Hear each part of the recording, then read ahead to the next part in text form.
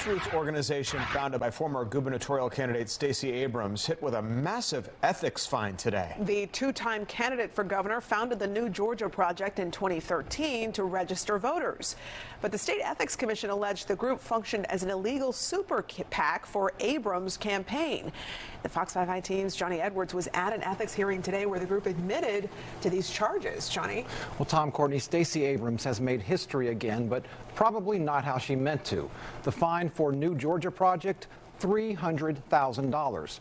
We're told it's the largest fine in the history of the State Ethics Commission and possibly the largest state ethics fine ever in the U.S. What did Stacey Abrams know and when did she know it? The New Georgia Project, founded by former Georgia governor hopeful Stacey Abrams, got credit for helping turn Georgia blue in the 2020 presidential election. Congratulations, Mr. President. By then, the State Ethics Commission had already launched a sweeping investigation into the group's fundraising and spending that would drag out for 5 years, accusing the grassroots voter registration organization of being an illegal arm of Abrams' 2018 run for governor, failing to register as a super PAC or file required financial disclosures. This clearly represents the largest and most significant instance of an organization legally influencing our elections in Georgia at a statewide level that we've ever uncovered. Culminating today in a $300,000 fine. And I think this sends a pretty clear message to the parties, to the public, and to potential bad actors moving forward that if you break the law to influence our elections, we're going to be diligent in our pursuit and we're going to hold you accountable.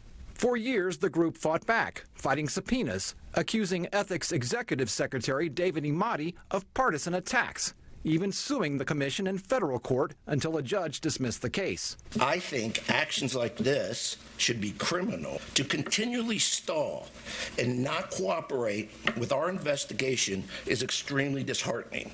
Total dark money raised for Abrams and other candidates, $4.2 million. Total spent, $3.2 million, which went toward, among other things, door knocking, mailers, social media, and operating 10 field offices with paid staff. In the end, New Georgia Project admitting to 16 violations of state law. One of the group's attorneys appeared over Zoom. And we don't necessarily agree with everything that Mr. Imadi just said, but at a fundamental level, respondents understand and respect the commission's position on the facts and the law. Something else, the violations happened while New Georgia Project CEO was the Reverend Raphael Warnock, who left the group in 2020 for his successful run for U.S. Senate.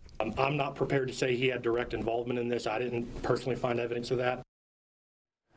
We reached out both to Senator Warnock and Abrams today, but haven't heard back. In a sign of the current state of New Georgia Project's finances, it won't be paying this fine all at once. The group has to pay $150,000 up front, then we'll get another year to pay the balance. Tom, Courtney? Yeah, they're not good accusations, Johnny. Did this consent order say anything about Stacey Abrams herself being personally involved in this? No, she had put some distance between herself and this group, at least on paper, although the group did at one point share an address with her company, Third Sector Development. Now, Imadi did disclose today that there is another complaint that does allege collusion, but that is still under investigation.